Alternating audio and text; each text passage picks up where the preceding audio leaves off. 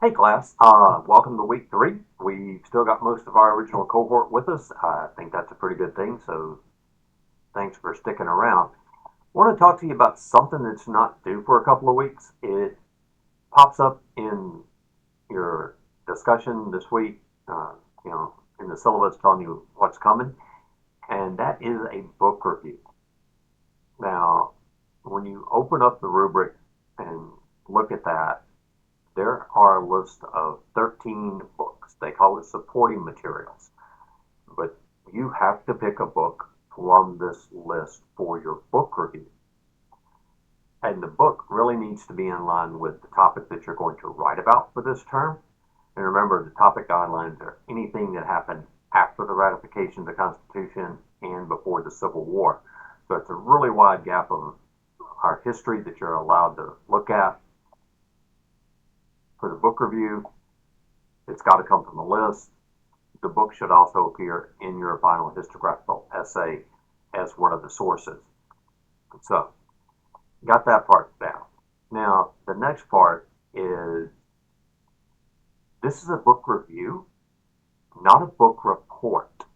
A book report is what we did in 10th grade English back in high school.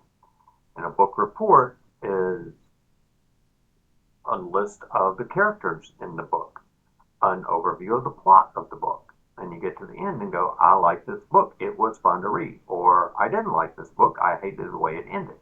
And that's a book report. A book review, you're going to analyze the book based on its historiographical value. Is this a book that is worthy of being a scholarly source? And you need to do that using the matrix in the rubric. And clear communication, of course, is always in there. So there's 4 big areas: the summary, the author's intent, the author's goals, and paraphrasing. And the rubric breaks out, as they all do, exceeds expectations, meets expectation, partially meets, or does not meet. The summary of the book is fairly simple. You do summarize the book, but not in terms of this is the plot, like a book report.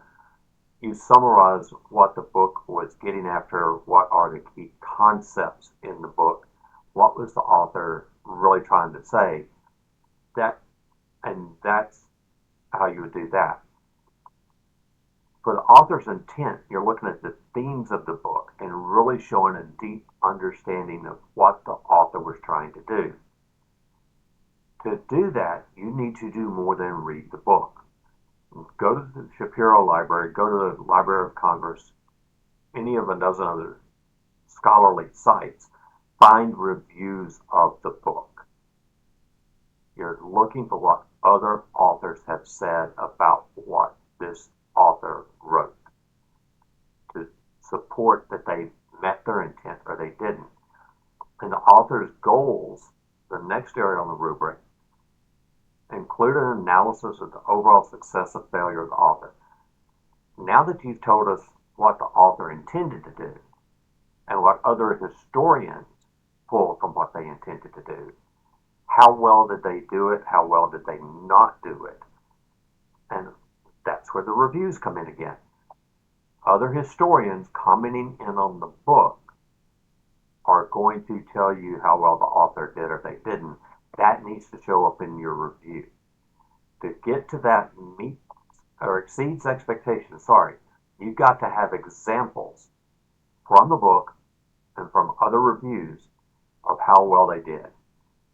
Paraphrasing, that's just how well you take the big concepts, shrink them down into a paragraph or so.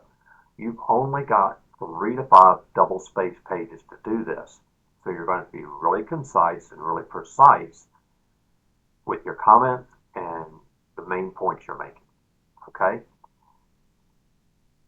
If you've got questions, reach out to me, m.caldwell@snu.edu is the email where you can find me, or you can leave some comments in the general questions section of our discussion boards. Thanks and happy hunting.